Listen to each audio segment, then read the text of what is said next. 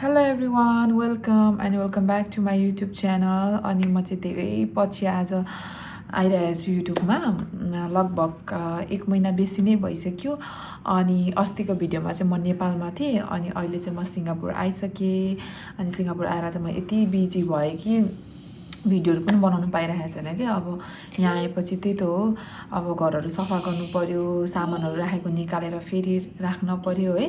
सबै यस्तै यस्तै काम भेटघाट यस्तै यस्तैले गर्दामा चाहिँ आज बल्ल बल्ल हुन्छ नि भिडियो बनाउने मौका जुट्दैछ मेरो चाहिँ अनि त्यही हो अनि आजको भिडियो चाहिँ के हुन्छ म तपाईँहरूलाई देखाउँदै गर्छु है त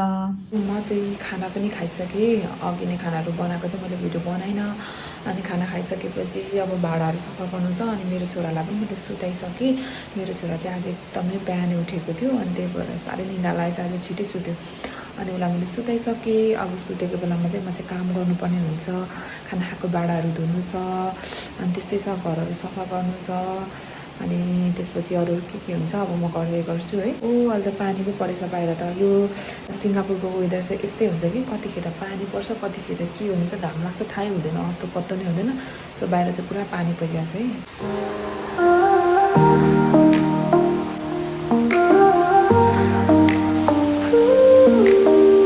साथीहरू अब चाहिँ म भाँडा माथि गर्नु चाहिँ यति धेरै भएर चाहिँ त बाहिर चाहिँ पानी परेर म बोलेको एकदमै सुनिँदैन होला अनि अब चाहिँ म सफा गर्छु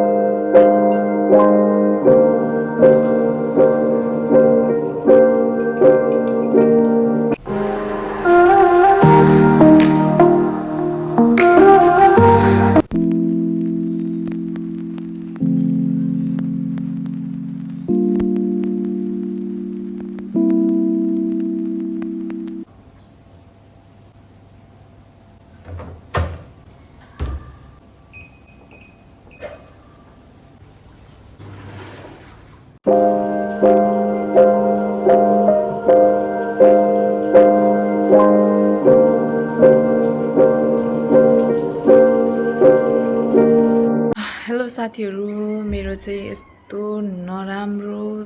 के भन्ने ब्याड लक भन्ने होला है यस्तो नराम्रो भयो नि मेरो फोन चाहिँ यस्तो नमजाले फुट्यो कि साथीहरू कुरै नगर्नु होला किनभने मेरो फोन चाहिँ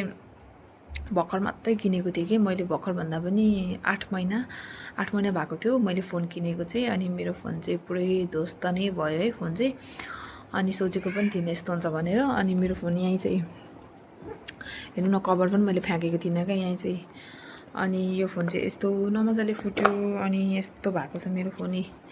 हेर्नु सक्नुहुन्छ है मेरो फोन चाहिँ यस्तो झडाम झिडिम गयो अनि केही छैन चल्दैन अब यो बनाउँदाखेरि पनि महँगो पर्छ नि त बरु यो बनाउनु भन्दा त बरु है नयाँ फोन लियो भने नै जित्छ त्यही भएर म चाहिँ नयाँ फोन नै लिएको मैले चाहिँ लिइसकेको छु अनि म चाहिँ त्यही आज अनबक्सिङ गर्न आँटेको छु अनबक्सिङ अनि त्यही हो अब के भन्ने सोच्दै नसोचेको भयो है जस्ट 8 महिना त चलाएको थिएँ अनि त्यसरी जान्छ भनेर के थाहा अनि मेरो पहिलादेखिको फोटोहरू पनि थियो नि त कति धेरै अनि त्यो फोटोहरू पनि सबै गयो भनौँ न आइक्लाउडमा मैले राखेको थिइनँ अनि सबै गयो अब अब त्यस्तै भयो अनि म चाहिँ आज अब अर्को फोनको अनबक्सिङ गर्न आँटेको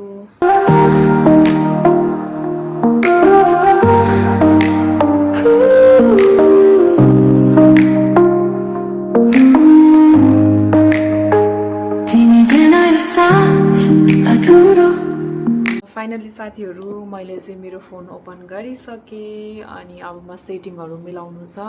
अनि सेटिङहरू मिलाउँछु फोन नभएर बौला जस्तै भएको थिएँ अनि सो फाइनली मेरो फोन आइसक्यो अब म यो चलाउँछु सो त्यही हो अनि आजको भिडियो चाहिँ यसैमा म इन गर्नु पर्यो भनेर सोचिरहेको छु सो आजको भिडियो चाहिँ यति नै बाई बाई